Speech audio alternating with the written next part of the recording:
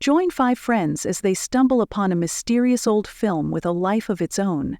They must come together to face off against the malevolent spirit of Arthur Blackwood, who desires to capture their souls as he has done countless times.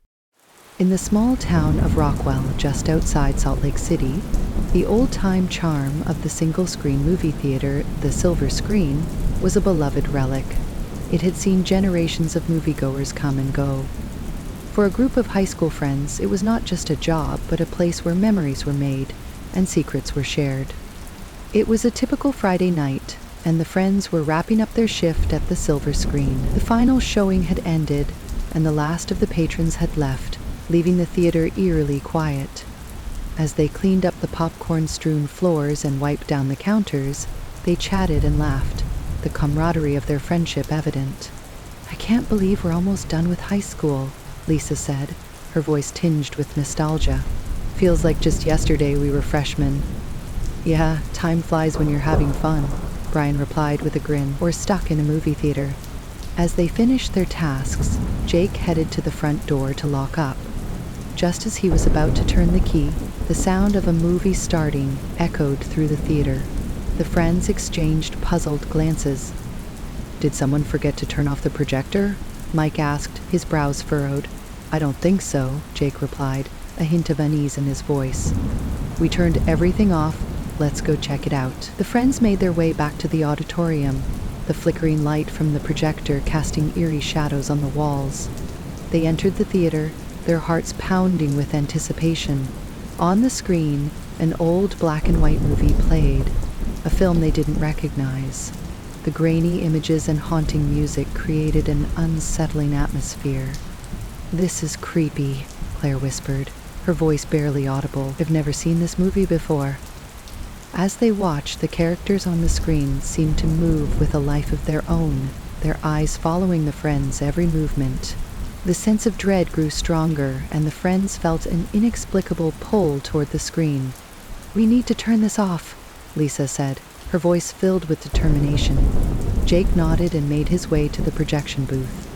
As he climbed the stairs, the temperature seemed to drop, and he could see his breath in the cold air. He reached the projector, but when he tried to turn it off, the machine wouldn't respond. "What's going on?" Jake muttered, his frustration mounting. Back in the auditorium, the friends watched in horror as the characters on the screen began to speak, their voices echoing through the room. "Help us," one of the characters pleaded, their eyes filled with desperation. "We are trapped."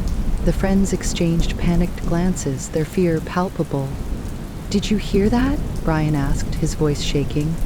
Lisa nodded, her mind racing.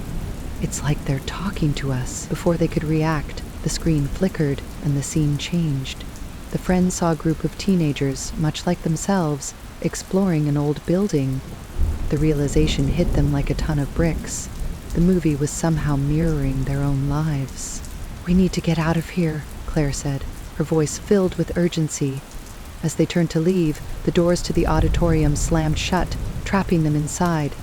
The air grew colder, and the friends felt an oppressive presence closing in around them.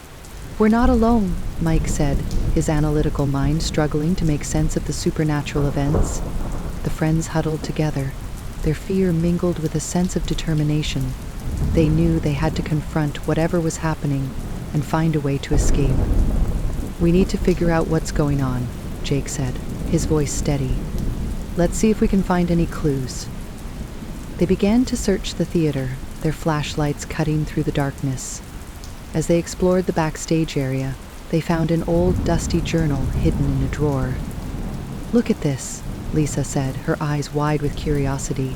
"It's a journal from the 1930s. The journal belonged to the original owner of the Silver Screen, a man named Arthur Blackwood. The entries detailed his experiments with an old film projector that he believed had the power to capture souls. "He was trying to create a new kind of movie," Claire said, her voice filled with dread. "But something went wrong." The final entry in the journal was a chilling warning. "The projector is cursed. It traps the souls of those who watch the film. Destroy it before it claims more lives." "We have to destroy the projector," Jake said, his resolve strengthening. It's the only way to stop this. As they made their way back to the projection booth, the characters on the screen continued to plead for help, their voices filled with desperation. "Please save us," one of them cried. "Destroy the projector." The friends reached the projection booth and prepared to destroy the machine. But just as they were about to smash it, a figure stepped out of the shadows. It was Mr. Thompson, the theater's elderly janitor, who had always seemed harmless and kind. "What are you kids doing?" Mr. Thompson asked, his voice stern. "We have to destroy the projector," Jake said, his voice filled with urgency. "It's cursed." Mr. Thompson's expression darkened, and his eyes filled with a malevolent glint. "You don't understand.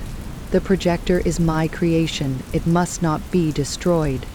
The friends realized with horror that Mr. Thompson was Arthur Blackwood, kept alive by the dark power of the cursed projector. "You can't stop me," Mr. Thompson sneered.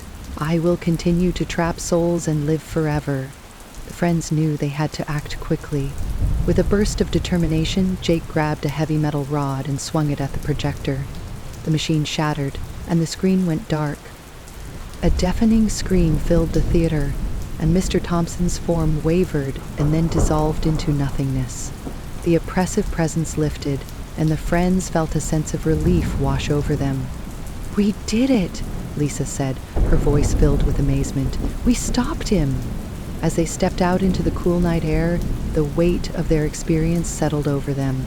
They had faced their fears and uncovered the dark secret of the silver screen, emerging stronger and more united than ever. "Here's to us," Jake said, raising an imaginary glass, "and to finding the truth, no matter how scary it may be." The friends toasted to their shared experiences and the lessons they had learned. They knew that life was full of unexpected twists and turns, but with each other by their side, they could face whatever came their way. As the first light of dawn broke over the horizon, they felt a sense of peace. The ghosts of the silver screen had been laid to rest, and they could finally look forward to a brighter future. Thanks for joining us on another thrilling quest. We hope you enjoyed unraveling today's mystery. Don't forget to like, share, and subscribe to the Thrill Quests to keep the adventure alive. And remember, there's always another mystery waiting to be solved, so be sure to tune in for tomorrow's episode. Until then, stay curious and keep questing.